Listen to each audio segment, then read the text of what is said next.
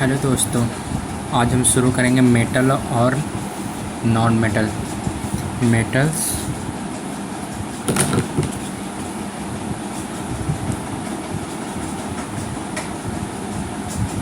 Metals and non metal. ठीक, ये class 10th का चैप्टर है। ठीक ना, 2020 और 2021 बोर्ड का। इसको आज हम पढ़ने वाले हैं। मेटल्स क्या होते हैं, नॉन मेटल्स क्या होते हैं। ठीक ना, तो बेसिकली हम लोग एलिमेंट्स के बारे में तो जानते ही होंगे। एलिमेंट्स क्या होते हैं।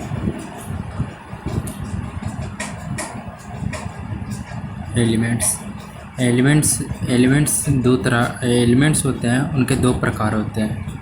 एक को बोला जाता है मेटल्स, दूसरे को बोला जाता है नॉन मेटल्स। पहला होता है मेटल्स, दूसरा होता है नॉन मेटल्स। ठीक, ये एलिमेंट्स के प्रकार हो गए। ठीक ना, तो ये अभी हम डिफाइन करेंगे कि मेटल क्या होते हैं और नॉन मेटल क्या होते हैं। तो ठीक ना, एक बात जान लें कि जो हमारे नेचर में 118 एलिमेंट्स प्रेजेंट हैं। हमारे नेचर में कितने 118 एलिमेंट्स प्रेजेंट हैं। और ठीक, तो इसको याद रखने वाली चीज़ है कि 118 एलिमेंट्स प्रेजेंट हैं। उसके बाद हम लोग पढ़ेंगे कि मेटल्स क्या होते हैं। तो मेटल्स वो होते हैं जो इलेक्ट्रिसिटी और हीट, ठीक ना, ये सब का गुड कंडक्टर होता है। तब इलेक्ट्रिसिटी आसानी से पास कर ले, जल्दी से हीट हो जाए, ठीक ना, उसको पीट के किसी सीट में बदल दे, वायर में बदल दे, ठीक ना, तो मेटल्स होते हैं। तो मेटल्स का अगर कोई, चलिए मेटल का डिफिनेशन लिख लेते हैं। मेटल्स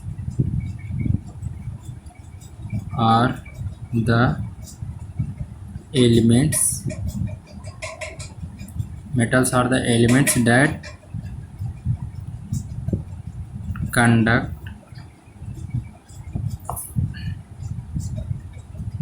heat and electricity, ठीक, and are malleable and ductile। ठीक, तो हो गया मेटल क्या होते हैं, जो हीट और इलेक्ट्रिसिटी को कंडक्ट करते हैं। ठीक ना, और मैनुअल और डक्टाइल। देखिए, मैनुअल और डक्टाइल का मतलब, मैनुअल का मतलब होता है कि किसी भी मेटल, मतलब का ये कोई एक मेटल का सीट है स्क्वायर पर, इसको पीट के एक सीट के फॉर्म में एकदम पतला में कन्वर्ट कर देंगे, तो मैनुअल हो गया। ठीक ना, डक्टाइल किसे कहते हैं। डक्टाइल का मतलब होता है इसी सीट को हम वायर में कन्वर्ट कर दें, अगर खींच के वायर में कन्वर्ट कर दें तो इसको डक्टाइल बोलते हैं। ठीक ना, तो ये हो गया मेटल। और इसमें और जान लें, मेटल में मरकरी होता है। ये मरकरी होता है, वो हमारे लिक्विड फॉर्म में पाया जाता है। मेटल में सिर्फ लिक्विड फॉर्म में, इसको याद रखने वाली चीज़ है।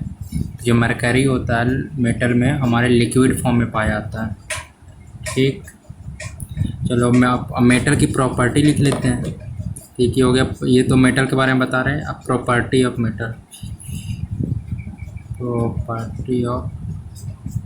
मेटल्स। द मेटल के क्या क्या प्रॉपर्टीज़ होते हैं। द मेटल्स आर हार्ड,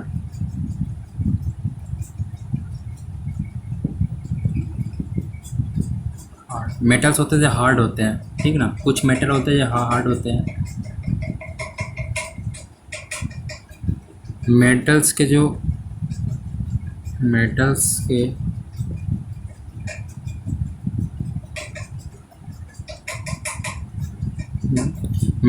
जो मेल्टिंग पॉइंट होते हैं वो ज़्यादा होते हैं। क्या, अगर किसी भी, और हीटिंग पॉइंट भी ज़्यादा होता है। और एक लिस्ट में लिखने वाली चीज़ है जो सोडियम होता है। सोडियम एंड पोटेशियम ये हमारे एग्ज़ाम में पूछा जाएगा। तो इसको ईजिली हम लोग चाकू से काट सकते हैं। ये ऐसे मेटल हैं जिसको हम ईजिली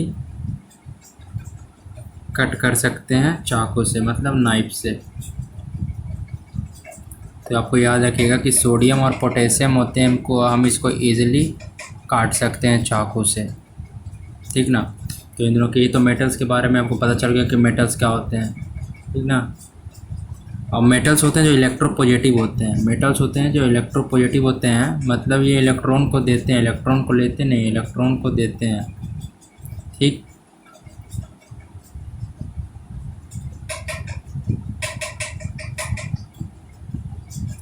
इलेक्ट्रॉन को देते हैं।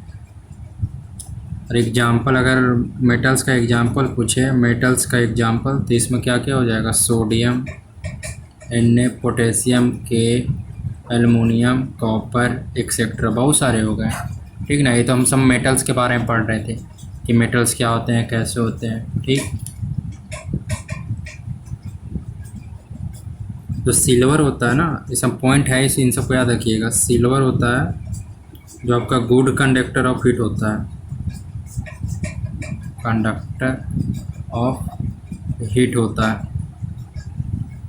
ये सब हम लोग मेटल्स के बारे में पढ़ रहे हैं। गुड कंडक्टर ऑफ हीट्स होता है सिल्वर जो होता है। हमारे देखिए एनसीईआरटी की बुक में कुछ क्वेश्चन होंगे, इसको चलिए डिस्कस कर लेते हैं, क्योंकि हमारे बोर्ड पैटर्न में इस बार तो कोरोना वायरस के चलते बहुत सारे हटा दिया गया है।